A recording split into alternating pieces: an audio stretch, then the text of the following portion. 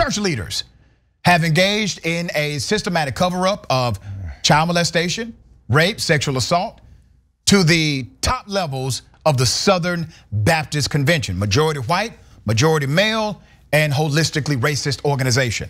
Let me bring your attention to Harry Edward Litton Jr. Let's put up his picture. Let's keep his picture up. Now, he's the guy currently in charge, all right?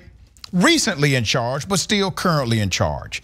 According to a new report, Southern Baptist leaders have covered up sexual abuse, kept a secret database of this abuse, and refused to cooperate with authorities and investigation. Among the findings was a previously unknown case of a pastor who was credibly accused, according to the report, of assaulting a woman a month after leaving the presidency of the Southern Baptist Convention. Now keep his picture up because he's the face of the organization. He considers himself an American evangelical pastor. He is the 63rd president of the Southern Baptist Convention, elected in June 2021. He also serves as the senior pastor of Redemption Church in Alabama. Redemption Church, you say. Now, he has said he will not seek re-election. How noble of him. He will not seek re-election. Let me give you some background to this insanity. Leaders of the Southern Baptist Convention on Sunday released a major third-party investigation that found that sex abuse survivors were often ignored, minimized, and even vilified by top clergy in the nation's largest Protestant denomination. The findings of nearly 300 pages include shocking new details about specific abuse cases and shine a light on how denominational leaders for decades actively resisted calls for abuse prevention and reform.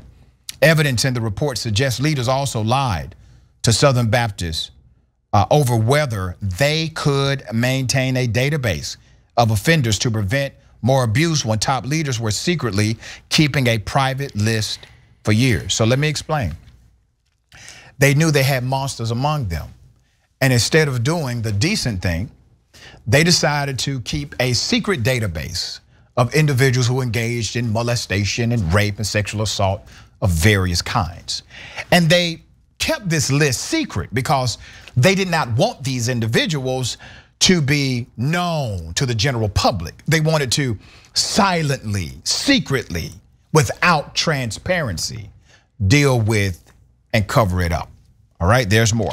The report, the first investigation of its kind in a massive Protestant denomination like the SBC, is expected to send shockwaves throughout a conservative Christian community. And by the way, these are Trump supporters that has had intense internal battles over how to handle sexual abuse.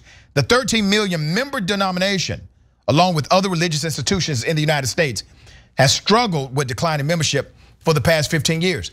Now, let's be very clear. They're struggling with how to deal with sexual abuse. This organization has gone on record and said they're trying to figure it out. They're struggling, they're trying to find a way. Well, the reason why it's difficult for them to understand how to handle this is because they are corrupt, they are immoral. This is not a movement of spiritual values. This is a movement of white privilege, white supremacy, and white structured political, economic, and social power. That's what this organization is about. Some people were surprised when Christian evangelicals came out and supported Donald Trump, even though he was an admitted sexual assaulter, even though he was an admitted person who never asked God for forgiveness.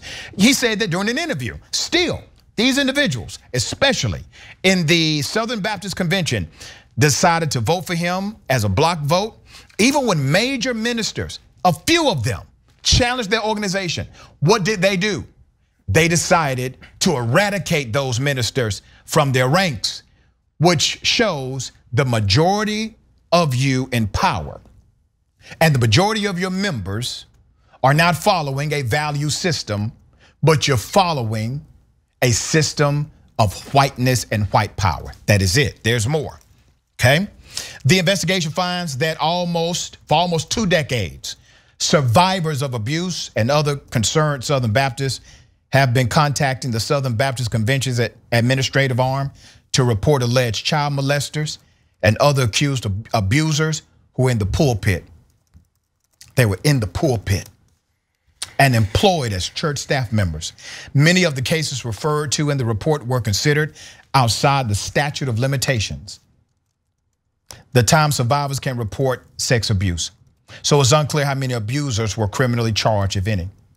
The report, compiled by an organization called Guidepost Solutions, at the request of Southern Baptist, states that abuse survivors' calls and emails were only to be met time and time again with resistance, stonewalling, and even outright hostility by leaders who were concerned with more with protecting the institution from liability than from protecting Southern Baptists from further abuse.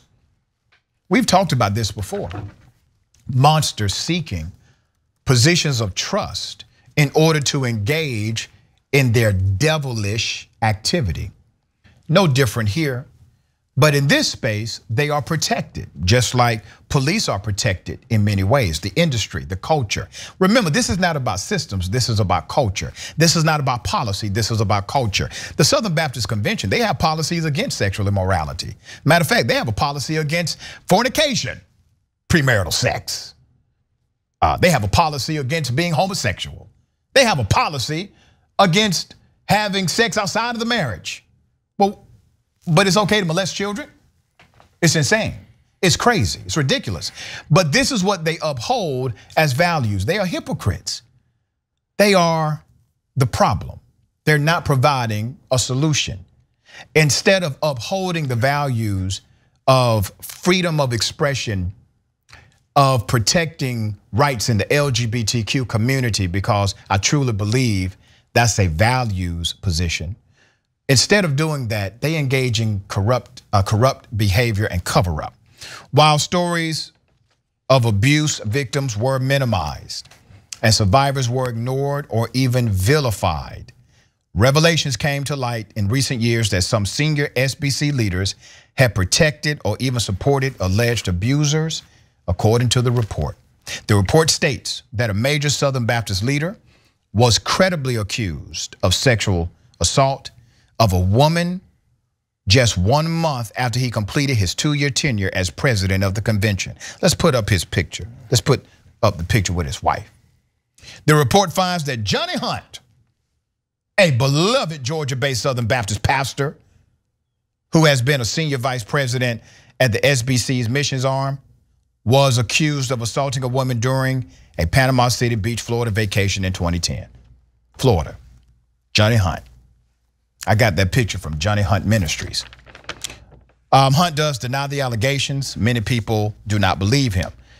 One person said, "I knew it was rotten, but it's astonishing and infuriating," said Jennifer Lyle, a survivor who was once the highest paid female executive of the SBC and whose story of sexual abuse at a Southern Baptist seminary is detailed in the report. This is a denomination that is through and through about power. It is misappropriated power. It does not in any way reflect the Jesus I see in the scriptures. I am gutted. Now, let me say this.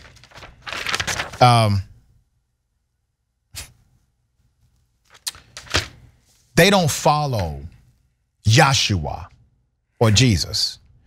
They follow the fictional character known as White Jesus.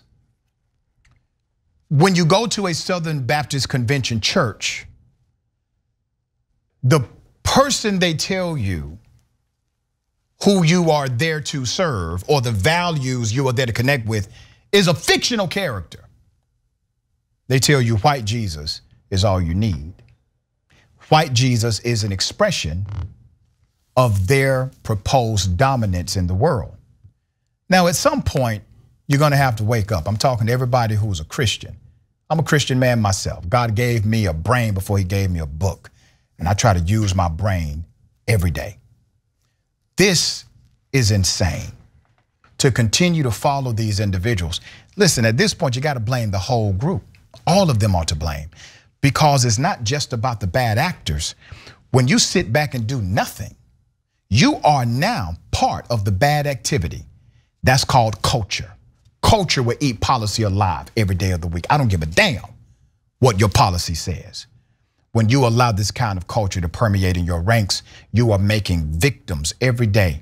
Children are victims, women are victims, and you call yourself an institution that believes in something. The only damn thing you believe in is protecting your own power structure. But I guarantee you, I will be here every day to rip you apart until you have a clear reflection and the world has a clear reflection of who you are. Gerald Jackson. You're talking about that culture and the way that they go about things. Now, when it comes to people who have a separation, we talk just as far as politically, the separation of church and state and how many of these folks are even fighting against that, because there's power in being able to have groups of people believe everything you say and then in some cases get money from them. Because we know church leaders, there's churches in general, you're based off of having your congregation. You're nothing unless you have people that are following your flock, the people that help funding what's going on, so you can continue to spread the good news and maybe have more people saved. Somehow, none of that is really getting included in what they're doing here now, because if you have enough people that see it, you get con artists, bad people, people who like to sexually abuse others, they go, this is a nice structure for me to be protected from. Here's my tent, they can't touch me. Because all I have to do is say, look at all these people who follow me and look at how good I've done. I'm a pillar of the community. You have all these barriers up to keep your skeletons in your closet. So now when they come out, or maybe someone sees your closet creak open, they go, I can't expose whatever it is. Who was it, Hunt? I can't expose him, because then our whole power structure will come down and then my money is at stake now. So they're all connected, and whether or not you think you're a good person or a bad person, now you have to choose between your godly principles and your earthly money. Yeah, we'll see who they're choosing. Yeah, it's called Jesus pimping, and these preachers do it very well.